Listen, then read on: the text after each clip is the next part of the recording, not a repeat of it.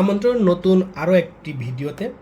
বোর্ডে আমি প্রণালী এবং খাল সম্পর্কে দুইটা শব্দ লিখেছি। প্রণালী এবং খাল খুব জনপ্রিয় একটা শব্দ।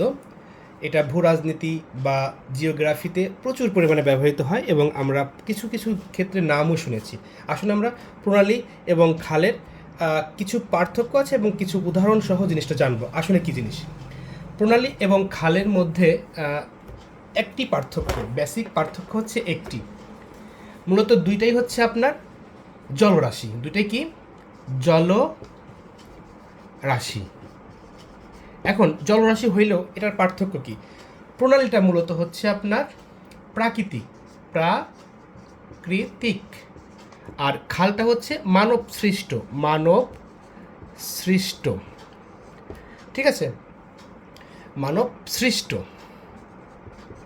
আচ্ছা, এখন প্রণালী হচ্ছে প্রাকৃতিক এবং খাল হচ্ছে মানব সৃষ্ট। শুধুমাত্র এটুকু জেনে রাখেন যে প্রণালী এবং খালের মধ্যে বেসিক পার্থক্য, মূলত এটা একটা জলরাশি। এখন আমরা আস্তে আস্তে জানবো যে প্রণালী বা খাল কী জিনিস।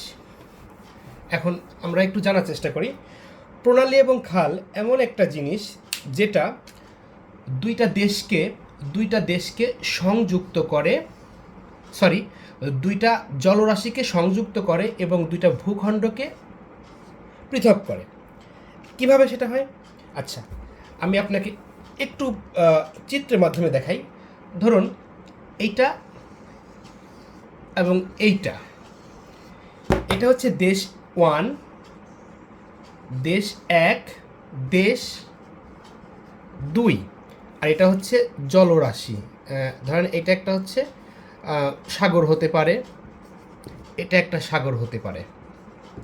এখন এই যে দুইটা দেশকে পৃথক করেছে, মাঝখান দিয়ে একটা জলরাশি চলে গিয়েছে। মূলত দেখেন এই যে জলরাশিটা এই দুইটা দেশকে কিন্তু পৃথক করেছে এবং এইখানের সাগর এবং এইখানে সাগরটাকে সংযুক্ত করেছে। এই সংযুক্ত রেখাটাকেই বলা হয় হচ্ছে প্রণালী।